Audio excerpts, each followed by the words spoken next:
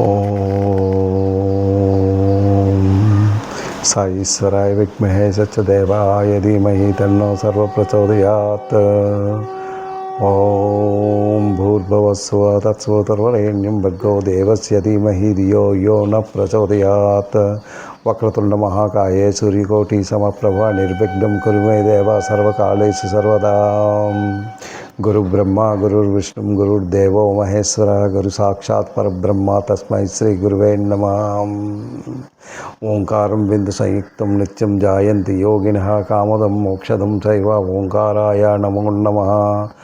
ఓం సాईश्वराय విద్మహే సత్యదేవాయ ధీమహి తన్నః సర్వః ప్రచోదయాత్।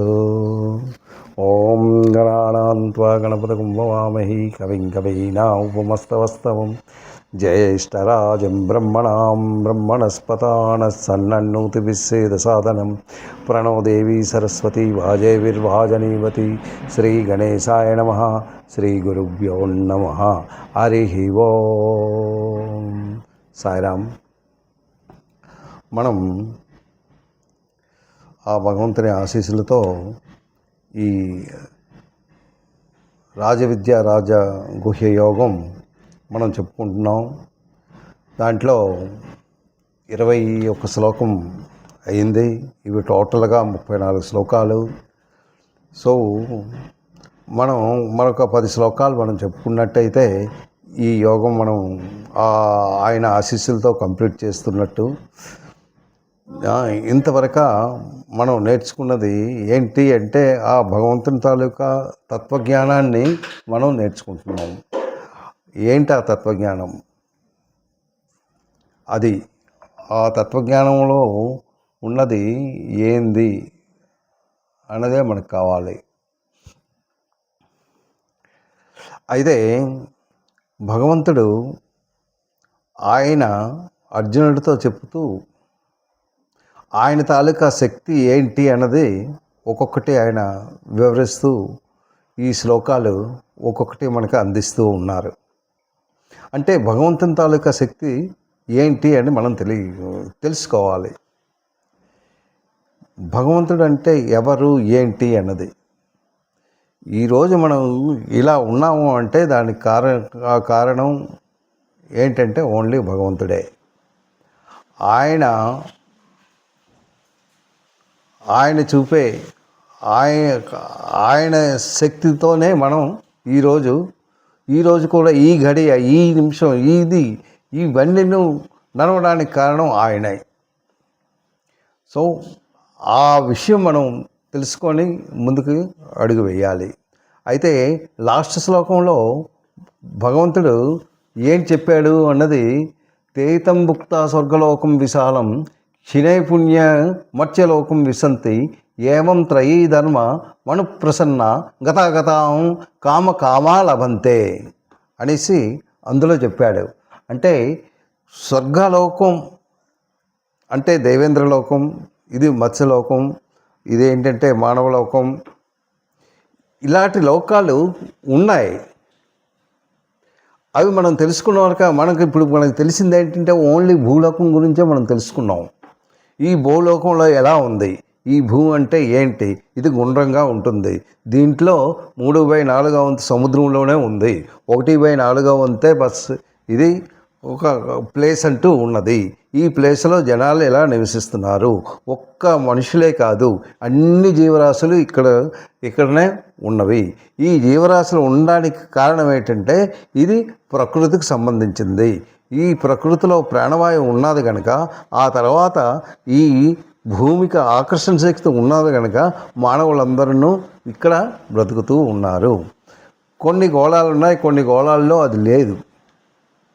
అలాగే చంద్రమండలం వెళ్ళారు, చంద్రమండలంలో ఆకర్షణ శక్తి లేదు, అది కూడా తెలుసుకున్నారు। ఇంకా కొన్ని లోకాలు ఉన్నాయి, ఏది దేవేంద్రలోకం ఉంది, స్వర్గలోకం ఉన్నాయి, ఇలాంటి లోకాలు ఉన్నాయి। ఈ లోకాల గురించి మనం తెలుసుకోవాలి। ఆ భగవంతుడు ఆ లోకాల గురించే చెప్తున్నాడు। అయితే ఈ దేవేంద్ర లోకంలో ఎలా ఉంటుంది అంటే ఇది చాలా విశాలమైనది అంటున్నాడు.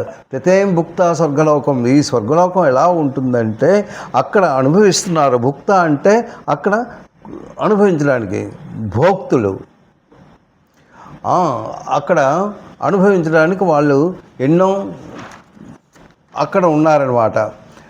తైతం భుక్త అంటే భుక్త అంటే అనుభవించడం. అక్కడ ఏంటి అనుభవిస్తున్నారు అంటే అక్కడ ఉన్న ప్రదేశాన్ని, అక్కడ ఉన్న మనుషులు, అక్కడున్న చిత్రాలు, అక్కడ ఉండే దృశ్యాలు ఇవన్నీ చాలా విశాలంగాను చాలా అద్భుతంగా ఉంటాయన్నమాట. ఈ అద్భుతమైనవి అనుభవించాలి అంటే మనకు ఎంతో అదృష్టం ఉంటాయి కానీ మనకు అవ్వదు. ఇది ఎలా వస్తుంది అన్నది ఏంటి అంటే ఇది ఎవరైతే పుణ్యం చేసుకుంటారో, ఎవరైతే పుణ్యాన్ని సంపాదించుకుంటారో, ఎవరైతే ఈ భూలోకంలో ఉంటూ ఒక మంచితనాన్ని సంపాదిస్తూ ఒక దాన ధర్మాలతో ధర్మంగా వాడు ప్రవర్తించి వాడు కర్మలు సత్కర్మలు చక్కగా చేస్తూ భగవన్నామస్మరణతో ఉంటూ ఇంకొక ఆలోచన లేకుండా అన్న భావనతో వాళ్ళు ఉన్నట్టయితే వాళ్ళు దేనికంటే they are eligible to go స్వర్గలోకం. వాళ్ళు కొంత పుణ్యాన్ని సంపాదించారు. ఈ పుణ్యం ఎలా సంపాదించారు అంటే వాళ్ళ తాలూకా మంచితనం గురించి. వాళ్ళు ఈ జన్మలో ఎత్తారు, మానవ జన్మలో ఎత్తుతూ ఎన్నో వేదాలు చదువుకుంటూ శాస్త్రయుక్తంగా ప్రవర్తిస్తూ వాళ్ళ ప్రవర్తనలో మార్పు చెంది ఆ భగవంతుని తలుచుకుంటూ ఆ మంచి సకామ కర్మలు చేస్తూ సత్కర్మలను అనుభవిస్తూ వాళ్ళు కొంత పుణ్యాన్ని సంపాదిస్తూ వేద పఠనంలో ఉంటూ ఎన్నో యజ్ఞాలు చేస్తూ ఎన్నో పూజలు చేస్తూ ఇవన్నీ చేస్తూ కొంత పుణ్యాన్ని సంపాదించి దాన్ని పట్టుకుంటూ స్వర్గలోకానికి వెళ్ళాలి అంటే వాళ్ళు ఎలిజిబిలిటీ అవుతారు. ఏంటి ఎలిజిబిలిటీ, ఎంత పర్సంటేజు వాళ్ళ దగ్గర ఉన్న తాలూకా ఏంటి, ది ప్లస్ ఎంత మైనస్ ఎంత, ఏదైతే ప్లస్ ఉందో పుణ్యం ఉందో అది పట్టుకుంటూ వెళ్తారు.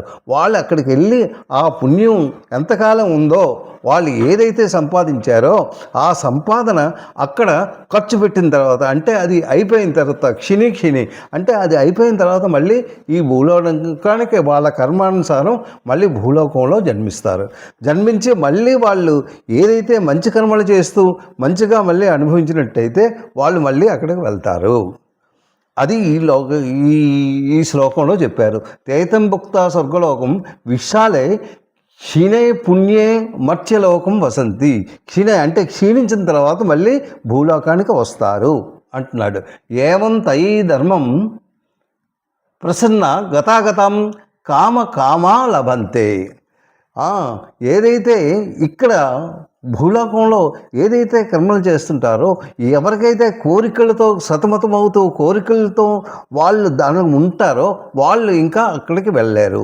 కోరికల్ని కొద్దిగా చదిస్తూ ఒక మంచి మనసుతో నీ తాలూకా ఇంద్రియ పట్టుదలతో ఆ భగవన్ నామస్మరణ చేస్తూ అంటే అది మనస్సును కట్టుదిట్టం చేసుకోవాలి.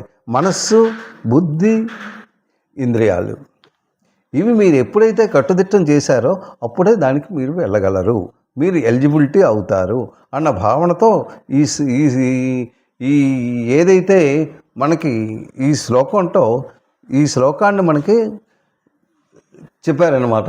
తేతం భుక్త స్వర్గలోకం విశాలమైన స్వర్గలోకాన్ని చూస్తూ క్షిణై పుణ్యే మత్స్యలోకం విశంతి. ఏవం తయాదర్శం మనుప్రసన్న గతాగతం కామా లభంతే అనిస్తూ ఇది ఈ ధర్మం ఎలా ఉంటుంది, ఆ ధర్మాన్ని ఎలా చేయాలి, ఆ తర్వాత ఈ ఋగ్వేదాలను ఎలా చదువుకోవాలి, అవన్నీ అది పాటిస్తూ ఈ వేదాలని పఠిస్తూ ఒక మంచి యజ్ఞాలు చేస్తూ ఒక మంచి పూజలు చేస్తూ దీన్ని సంపాదించినట్టయితే వాళ్ళు ఎలిజిబిలిటీ అవుతారు ఏంటంటే స్వర్గలోకానికి వెళ్ళడానికి. ఎలాగంటే వాళ్ళు కొంత సంపాదన ఉంది. సంపాదన అంటే డబ్బు ధనం అది కాదు సంపాదన. ఈ సంపాదన అన్నది మీ జీవితంలో మంచితనం ఇది సంపాదించుకోవాలి. దాన ధర్మాలతోని, మంచి పూజలతో, మంచి శక్తులతో ఇది మీరు సంపాదించినట్టయితే అది దాని తాలూకా సంపాదన. ఆ సంపాదన ఏదైతే ఉందో ఆ సంపాదనతో మీరు ఎలిజిబిలిటీ అవుతారు ఏంటంటే స్వర్గలోకం. మళ్ళీ ఈ సంపాదన ఖర్చు అయిపోయిన తర్వాత మళ్ళీ భూలోకానికి వస్తారు అనేసి ఈ శ్లోకంలో మనకి చాలా చక్కగా వివరించారు. నెక్స్ట్ శ్లోకంలో ఏం చెప్తున్నారు అన్నది మనం జాగ్రత్తగా విందాం. ఏంటంటున్నారు? అనన్యా చింతయంతో. అనన్య, నేను మొట్టమొదటే చెప్పాను, ఎప్పుడైతే శ్లోకాన్ని ప్రారంభించే టైంలో అది ఏంటి, ఫస్ట్ అక్షరం ఏంటి, దానితోనే మిగిలిన శ్లోకం అంతా మీకు అర్థమైపోతుంది. ఇందులో ఫస్ట్ బిగినింగే అనన్య చింత అన్నాడు. అంటే ఎటువంటి చింతలు లేకుండా అనన్య చింత అనేసి ఇక్కడ చెప్తున్నాడు. అనన్య చింతాయంతో మాం అంటే నాది, అంటే మాం అక్కడ ఎవరి గురించి చెప్తున్నాడు? మాం అంటే పరమేశ్వరుడు. ఆ పరమేశ్వరుడే శ్రీకృష్ణుడు. ఆ శ్రీకృష్ణుడు చెప్తున్నాడు అనమాట.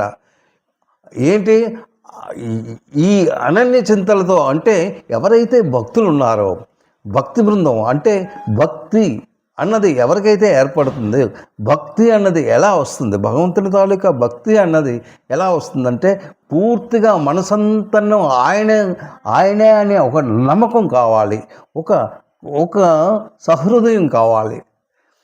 భగవంతుడు అంటే ఏంటి అని తెలుసుకోవాలి. ఆ తర్వాత ఆయన మీద నమ్మకం ఉండాలి.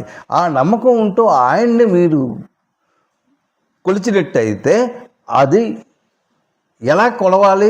అనన్య చింత, ఇంకొక చింత అన్నది దగ్గరికి రానివ్వకూడదు. రానివ్వకుండా మీరు ఎక్కడే కానీ మీరు చేసినట్టయితే తప్పక మీరు దాంట్లో ఉండగలరు.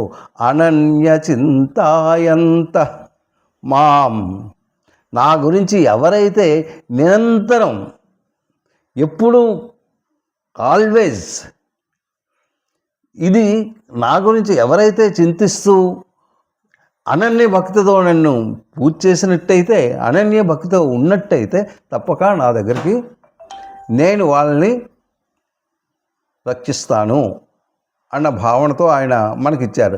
అనన్య చింతాయంతో మాం ఏ జన అంటే జనులు పర్యుపాసతే అంటే ఎలాగా? మంచి భావనతో, నిష్కామ భావంతో ఆయన్ని సేవించినట్టయితే, అంటే ఆయన పరిభాషిత అంటే ఆయన్ని పూజించినట్టయితే, ఎవరిని? ఆ భగవంతుడిని. ఎవడు భగవంతుడు? సర్వేశుడు, సర్వవ్యాపకుడు, సర్వశక్తిమంతుడు. ఆయన్ని ఎవరైతే భక్తి భావనతో అంటే ఆయన్నే నమ్ముకుంటూ ఆయన్నే పూజ చేసినట్టయితే, ఆయన్నే చింతించినట్టయితే వాళ్ళ తాలూకా అది ఏంటంటున్నాడు? తేషం నిశ్చవుయుక్తానాం. తేషం అంటే అలాంటి పురుషులు. ఎలాంటి పురుషులు? ఎవరైతే ఈ విధంగా చేసినట్టయితే తేషం నిత్యాభియుక్తానాం, నిరంతరము నన్ను చింతించినట్టయితే వాళ్ళ తాలకం యోగక్షేమం అహం. ఆ యోగక్షేమాలు నేను చూస్తాను, ఆ యోగక్షేమాలు నేను వహించదను. వహామి అంటే వహించదను అన్న దీనితో ఆయన ఇది మనకి అందించారనమాట. అనన్య చింతాయంతో మాం ఏ జనా పర్యుపాసతే తేషం నిత్యాభియుక్తానాం యోగక్షేమం వహామ్యహం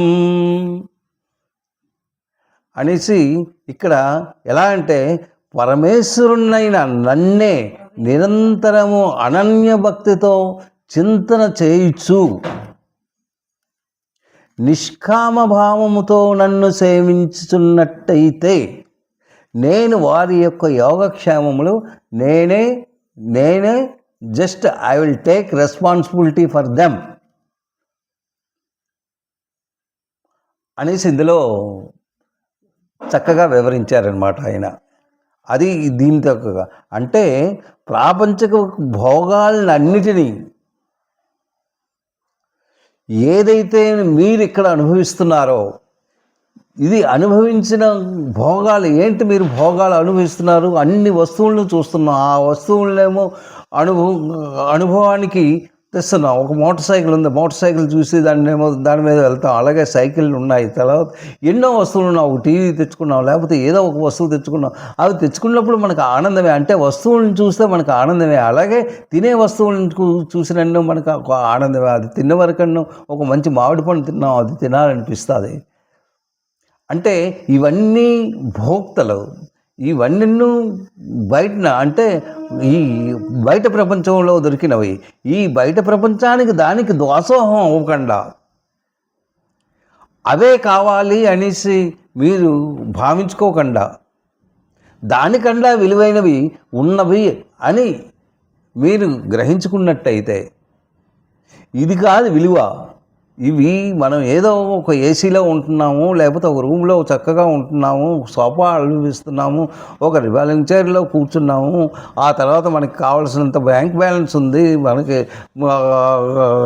ఎవరు తల్లిదండ్రులేమని తాతలేమని వాళ్ళు సంపాదించిన ఆస్తులు ఉన్నాయా, హాయిగా కూర్చొని తింటాము, నాకేంటి అనుకుంటే ఇది కాదు, ఇది అనుభవం కాదు. దీనికన్నా ఇంకా మించింది ఉన్నది. అన్నమయ్య మీరు చూసినే ఉంటారు. అన్నమయ్యలో ఆయన ఎంతో అనుభవిస్తున్నాడు. అన్నమయ్య తన 2 భార్యలతో ఎంతో ఆనందాన్ని అనుభవిస్తూ, ఈ ప్రకృతిని చూస్తూ, ఇంతకన్నా ఇంకేం ఉన్నది, చాలా ఆనందాన్ని అనుభవిస్తూ ఉన్నప్పుడు భగవంతుడు ఒక మారువేషంలో వస్తూ ఆయన దగ్గరికి వస్తున్నప్పుడు ఆయన మాట్లాడాడు. ఏమయ్యా అన్నమయ్యా, నువ్వు ఆనందమా, ఇంకేం లేదనుకున్నావా అంటే, ఇంతకన్నా ఇంకా నాకు ఆనందం ఏంటి, 2 భార్యలతో చక్కగా నేను ఆనందాన్ని పొందుతున్నానే, ఇంతకన్నా ఇంకేమైనా ఆనందం ఉందా ఈ ప్రపంచంలో? నాకు నా తండ్రి రాజ్యంలో నేనున్నాను, నేను సంపాదనలో నేను ధనవంతుణ్ణి, నాకు ఎటువంటి లోటు లేదు, ఇదే నాకు ఆనందము, నేను ఈ ప్రకృతిని అనుభవిస్తున్నాను అనేసి ఆయన చెప్తూ ఉంటే, నాయన ఇది కాదు ఆనందం, ఇంకా ఆనందం ఉంది, అయితే దీనికన్నా ఇంకా ఆనందమైనది ఉన్నది నేను చూపిస్తాను రా అంటాడు. ఇంతకన్నా ఆనందమైనది ఇంకా ఉన్నది. ఆ ఆనందమే భగవత్ స్వరూపం, ఆ ఆనందమే భగవంతుని తాలూక దయాదాక్షిణ్యాలు, అవన్నీ ఉన్నాయి. వాటికి ఆయన మైండ్ టర్న్ చేయడానికి జస్ట్ ఆయన్ని అందులో, అంటే భక్తుడిగా అక్కడ ఆయనకి చేయించాడనమాట. అంటే దీన్ని బట్టి మనకి ఏం తెలుస్తుందంటే, మనం ఇక్కడ ఏదైతే అనుభవిస్తున్నామో ఈ అనుభవం కన్నా ఇంకా మించిన అనుభవాలు ఉన్నవి. అవి కావాలంటే మన తాలూకా పద్ధతులను మార్చు, శాస్త్రయుక్తంగా ఏదైతే వేదాల్లో చెప్పారో, ఏదైతే శాస్త్రాల్లో చెప్పారో ఆ శాస్త్రయుక్తంగా ప్రవర్తిస్తూ మన తాలూకా నడవడిని మనం టర్న్ చేసుకుంటూ వేరే విధంగాను, అంటే ఒక భక్తి భావనగాను, ఒక మంచి సంస్కారంతో మనం ముందుకెళ్ళినట్టయితే మనం తప్పక దానికి విన్ అవ్వగలము అన్న భావనతో ఇది ఇక్కడ ఈ పరమ భక్తిగా ఉండి ఎలా చేయాలి, నిష్కామ భావంతో నువ్వు భగవంతుని చింతించినట్టయితేనే నువ్వు దానికి వెళ్ళగలవు అనేసి ఇక్కడ చెప్తున్నాడు. యోగక్షేమం, అలాంటి వాళ్ళ తాలూకా యోగక్షేమాన్ని నేనే వహిస్తాను. అంటే నువ్వు నన్ను నమ్మినట్టయితే, నువ్వు నన్ను నమ్మి నువ్వే సర్వస్వం అని నాకు దాసోహం అయితే అప్పుడు నేను ముందుకు వెళ్ళగలను. ఇలాంటివి ఎన్నో ఉన్నాయి. ఆ రోజు ద్రౌపది వస్త్రాభరణంలో నిండు సభలో తనకి ఎవ్వరూ సహాయం చేయలేదు. అలాంటిది తను ఏంటన్నాడంటే, భగవంతుడా నువ్వే ఉన్నావు, నాకు ఇంకెవరు లేరు అని చేతులు ఎత్తేసిన తర్వాత భగవంతుడు వచ్చి రక్షించాడే. ఇలాంటివి ఎన్నో ఉన్నాయి. ప్రహ్లాదుడు ఏంటి చిన్నవాడా, అతనికి ఎన్ని కష్టాలు వచ్చాయి, ఇవన్నీ మర్చిపోతూ ఈ కష్టాలన్నీ నావి కావు, ఇదంతా నీదే, ఈ శరీరం నీదే అంటూ ఒక్క భగవంతున్నే జ్ఞానిస్తూ ఆయనకి ఏం చేసినన్ను రక్షిస్తుండేవాడే. ఎవరైతే భక్తులు ఉన్నారో వాళ్ళని రక్షిస్తానన్నారే వాళ్ళని రక్షించాడు కదా. అలాగే రామాయణంలో లక్ష్మణుడు ఎలాంటి వాడు, మహారాజ్యాన్ని విడిచిపెట్టేశాడు. అంతటి రాజ్యాన్ని విడిచిపెడుతూ రాముడితో తన వనవాసం వచ్చేసాడే. అంతకన్నా భక్తి ఇంకేదైనా ఉందా? నువ్వే నాకు సర్వస్వం, నాకు ఈ రాజ్యం అవసరం లేదు, నాకేం అవసరం లేదు, నువ్వే నాకు కావాలి అంటూ ఇవన్నీ త్యాగం చేశాడు. మొత్తం ఈ భోగాలన్నీ నాకు అవసరం లేదు అనేసాడు. ఈ భోగం కన్నా అదే చాలా మంచిది అనేసి దానికి దాసోహం అయ్యాడు. దాసోహం అవుతూ రాముడితో వెళ్తూ ఆ అరణ్యాలు తిరుగుతూ చాలా కష్టపడ్డాడు.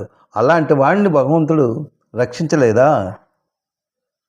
భగవంతుని తీసుకెళ్ళలేదా? భగవంతునిలో కలుపుకోలేదా? ఆ తర్వాత విభీషణుడు, ఆయన చాలా గొప్పవాడు.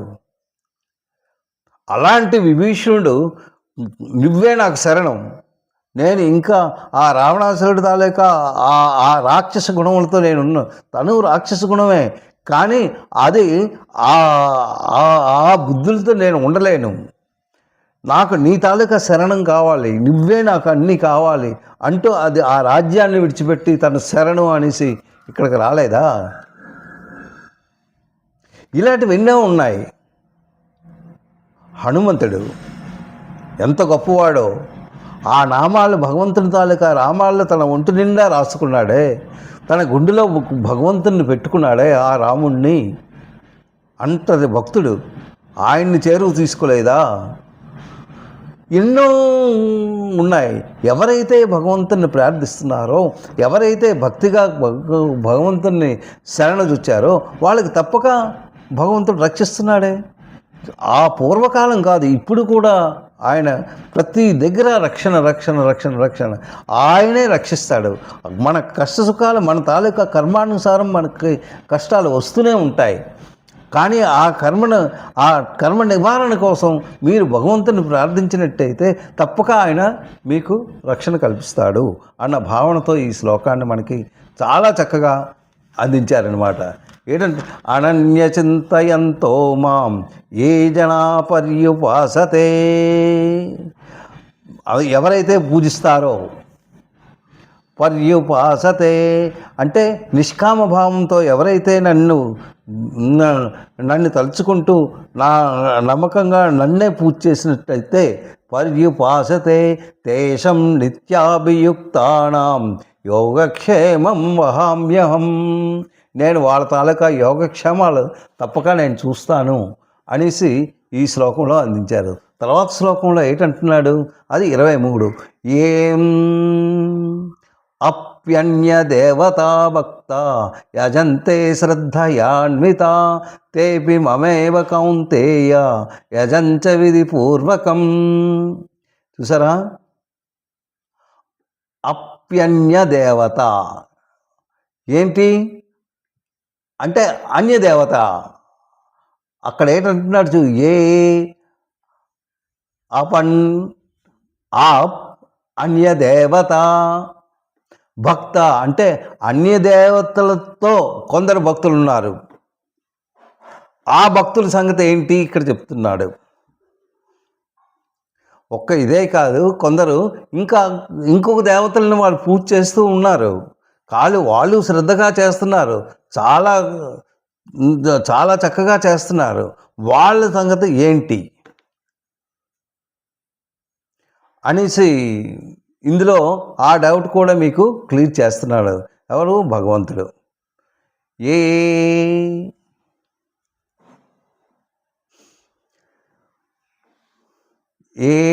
అన్యదేవతా భక్త యజంతే అంటే ఎవరైతే పూజిస్తారో, శ్రద్ధయాన్విత ఎలా పూజిస్తారు? శ్రద్ధయాన్విత శ్రద్ధాయుతంగా ఎవరైతే అన్యదేవతల్ని చక్కగా పూజించిన వారు ఎలాగా? తేపి మమేవ కౌంతేయ ఏంటంటున్నారు? తే అపి అంటే తే అపి అంటే వాళ్ళు కూడా వీలే కాదు. అంటే ఎవరైతే పూజ చేస్తున్నారో, ఎవరైతే అనన్యభావంతో చేస్తున్నారో వాళ్ళకి నేను రక్షిస్తాను. అలాగే వీళ్ళని కూడా నేనే రక్షిస్తాను. అనన్య దేవతలతో పూజ చేస్తూ ఉండేవారు, అన్య దేవతలు ఆ దేవతలను చేస్తారు. ఎవరికి దేవతలు అనగా సూర్యుడు, చంద్రుడు, అలాగే ఇంద్రుడు, ఇలాంటి వాళ్ళు, అమ్మవారిని, ఇలాంటి వాళ్ళని చాలామంది పూజ చేస్తూ ఎలా పూజ చేస్తారు? భక్తియుక్తంగా చేస్తారు. ఆ వాళ్ళు కూడా ఎవరైతే వాళ్ళు ఇతర దేవతలను పూజ చేసిన వాళ్ళు కూడా నేనే రక్షిస్తాను, అది నాకు చెందినదే అనేసి ఇక్కడ చెప్తున్నాడు. ఏ అపి అన్యదేవతా భక్త యజంతే శ్రద్ధయా అన్విత, శ్రద్ధగలవారై ఉండాలి. తే అపి వారు కూడా మాం నన్ను ఏవ కౌంతేయ అంటే నన్నే వాళ్ళు యజంతి అంటే పూజించరు, యజంతి వారు కూడా నన్నే పూజ చేస్తారు అనేసి. యజంతి అవిధ పూర్వకం, అవి వాళ్ళని కూడా రక్షించే బాధ్యత నాదే. ఓ కౌంతేయ అంటే ఏంటి చెప్తున్నాడు? ఓ అర్జున, శ్రద్ధ ఎవరికైతే శ్రద్ధ ఉంటుందో వాళ్ళు మంచి భక్తిగా ఇతర దేవతలను కూడా పూజ చేసినప్పటికీ, వాళ్ళు ఇతర దేవతలను పూజ చేస్తున్నారు, పూజ చేసినప్పటికీ వాళ్ళేంటి నన్ను పూజించినట్లే. నేను అన్నిట్లో ఉన్నాను కదా, ప్రతి వస్తువులో ఉన్నాను కదా, ప్రతి ఒక్కరి దగ్గర ఉన్నాను కదా, ప్రతిదీ నాదే కదా, అందు గురించి అవన్నీ నావే కదా, నేను నాకు పూజించినట్టే అన్న భావనతో ఆయన ఈ శ్లోకాన్ని మనకి అందించారు. అవిధ పూర్వకం, వాళ్ళు చేసిన మంచిదే. వాళ్ళు ఎలా చేస్తున్నారు? వాళ్ళు దేవతాయుక్తంగా ఒక నమ్మకంగా వాళ్ళని పూజ చేసినట్టయితే అది ఎక్కడికి పోదు. ఆ పూజలు కూడా నేనే అందుకుంటాను. ఎందుచేతనంటే ప్రతి దగ్గర నేనే ఉన్నాను కనుక. అవి నేనే సూర్యుడిని, నేనే చంద్రుడిని, నేనే గాలిని, నేనే అగ్నిని, అన్నిటిలోనూ కూడా నేనే ఉన్నాను. ప్రతి ఒక్క ప్రాణిలో కూడాను నా తాలూకా స్వభావంతో, నా శక్తితో అన్ని ప్రాణులు నడుస్తున్నాయి. ఒక్క ప్రాణే కాదు, మొత్తం టోటల్ ప్రపంచం అంతను, ప్రతి చెట్టు, ప్రతిది, ఎవ్రీథింగ్, ప్రతి విషయం నా వల్లే ఇవన్నీ జరుగుతున్నవి. అందు గురించి వాళ్ళు ఎవరికి పూజ చేసినా సకామ భక్తముతో చక్కగా పూజ చేసినట్టయితే ఆ పూజలు నేనే అందుకుంటాను. వాళ్ళకి ఆ విషయం తెలియదు. ఆ విషయం ఎందుకు తెలియదు అంటే వాళ్ళు అజ్ఞానంలో ఉన్నారు కనుక. ఎవరైతే జ్ఞానంలో వాళ్ళకి తెలుస్తుంది, ఎవరైతే అజ్ఞానంగా ఉన్న వాళ్ళకి మాత్రం ఈ విషయం అసలు తెలియదు. అజ్ఞానులకి అసలు తెలియదు. అందుకైతే ఎవరైతే జ్ఞానులుగా ఉన్నారో వాళ్ళు ఏ దేవతను పూజ చేసినా ఆ భగవంతున్నే పూజ చేస్తున్నట్టు వాళ్ళు భావించుకుంటూ వాళ్ళు ఆ పూజా పురస్కారాలు, అంటే ఒక యజ్ఞం అవుతుంది. ఆ యజ్ఞంలో పడిన వస్తువులు, ఇంతకు ముందు శ్లోకాలన్నీ మనం చదువుకున్నాం. ప్రతి యజ్ఞంలో వాడుతున్న వస్తువులన్నీ నావే అనేసి భగవంతుడు మనకు చెప్తున్నాడు కదా. ఏ విషయం చెప్పలేదు.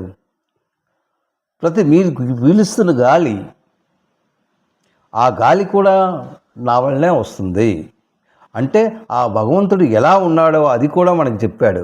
సహర్ష శీర్ష పురుష సహస్రాక్షాత్ సహస్రపాత్ స భూమిం విశ్వతో రుత్వా అత్యతిష్టదశాంగుళం. ఎంత చక్కగా ఆ వేదాలు మనం నేర్చుకోవాలి. ఆ ప్రతి ఒక్క వేదంలో ఒక్కొక్కటి ఎంత చక్కగా అందులో వర్ణించారో ఆ వేదాల్లో. అది ఇప్పుడుది కాదు, అది ఇప్పుడుదో. బ్రహ్మ తాలూకా దీని నుంచి ఆ వేదం వచ్చింది. ఆ దేవతలు ఆయన్ని కొలుస్తుండేవారనమాట. స్వామి, నీకన్నా మించింది లేదు, నువ్వే అన్నిన్ను, నువ్వే సూర్యుడివి, నువ్వే చంద్రుడివి, అవన్నీ అందులో ఆ వేదాల్లో ఉన్నాయి. కానీ ఆ వేదాలు మనం నేర్చుకోవట్లేదే, ఆ వేదాలకి మనం దూరంగా ఉన్నామే. ఎందుకు దూరంగా ఉన్నామంటే మన తాలూకా అజ్ఞానంతో. వేదాల్లో ఏటున్నాయి, అది నేర్చుకుంటే మనకేంటి వచ్చేస్తుంది? అది కాదు కదా. వేదం అన్నది నేర్చుకోవాలి. నేర్చుకుంటే మీలో వైబ్రేషన్ పెరుగుతుంది. మీలో ఉన్న శక్తి సామర్థ్యాన్ని, మీ తాలూకా తెలివితేటలని, మీ తాలూకా జ్ఞాపక శక్తిని, మీ జ్ఞానశక్తిని అన్నిటినీ ఇంప్రూవ్ చేసేది ఓన్లీ అదొక్కటే. ఏది? ఒక్క వేదమే. ఆ వేదాన్ని మనం నేర్చుకుంటే అది మనకి మన శరీరానికే కాదు, మన బుద్ధికే కాదు, అన్నిటికీ ఉపయోగపడుతుందన్నమాట. అలాంటి వేదం మనం ఎల్లప్పుడూ చదువుకోవడానికి మనం సాయశక్తులా ప్రయత్నిస్తూ మనం ముందుకు సాగుదాం. ఓం నమో భగవతే రుద్రాయ. ఓం నమస్తే రుద్రమణ్యవ ఉదోత ఇషవే నమః. యాతాయిషం సవితమాసమం భౌతేదను శివాసరవ్యయాతవాతయాను. అంటే ఎంత చక్కగా ఆ పలకడంలో ఆ దీనిగా వైబ్రేషన్ వస్తుంటుందన్నమాట. దాంట్లో మనకు ఎంతో ఆనందాన్ని ఇస్తుంది. మనం చాలా చక్కగా మనం ప్రార్థించుకోవచ్చు. అయితే ఈరోజు మనం 2 శ్లోకాలు చెప్పుకున్నాం. ఏ అపి అన్య దేవతా భక్త 23వది. ఏ అపి అన్య దేవతా భక్త యజంతే శ్రద్ధయాం అన్విత తే ఆపి మాం ఏవ కౌంతేయ. ఓ కౌంతేయ అంటే ఓ అర్జున, యజంతి పూజ చేస్తావు. ఏంటి? అవిధపూర్వకం. ఏదైతే విద్యుత్తు అంటే ఏదైతే నువ్వు చేస్తున్నావో దాని గురించి ఆయన మాట్లాడుతున్నారు. అవి ఎలాంటివని నువ్వు భక్తిగా చేసినట్టయితే అవి నాకే చేరుతాయి. ఇది ఒక్క దేవతలకే అనేసి నువ్వు అనుకుంటావు. అది దేవతల గురించే కాదు, అవి కూడా నాకు చేరినవే. ఎవరైతే అజ్ఞానుల్లో వాళ్ళు ఈ విధంగా భావించుకుంటారు. ఎవరైతే జ్ఞానంతో ఉన్నారో వాళ్ళు ఎప్పుడూ ఇలా భావించుకోరు అనేసి మనకి ఈ శ్లోకాన్ని మనకు అందించారు. ఓ కౌంతేయ, శ్రద్ధ గలవారు సకామ భక్తులు ఇతర దేవతలను పూజించినప్పటికీ వారు నన్ను పూజించినట్టే అన్న భావన అన్నమాట. ఆ భావన మీలో కలగాలి. ఈ శ్లోకం మళ్ళీ మనం చదువుతూ ఆ భగవన్నామస్మరణతో మనం ముందుకి ప్రయాణం చేయడానికి మనం సాయశక్తిలా మనం ప్రయత్నిద్దాం. ఇది ఎంతో మనకి ఈ అదృష్టం ఉన్నది కనుక ఈ భగవన్నామస్మరణతో మనం ముందుకి ప్రతిరోజును ఒక్కొక్క శ్లోకము 2 శ్లోకాలు చదువుతూ ముందుకి మనకి చేయి పట్టుకొని ఆ భగవంతుడే నడిపిస్తున్నాడు. ఇందులో నా తాలూకా ప్రమేయం ఏమీ లేదు. ఇదంతా ఆయన చెప్పించిందే. సాయిరామ్.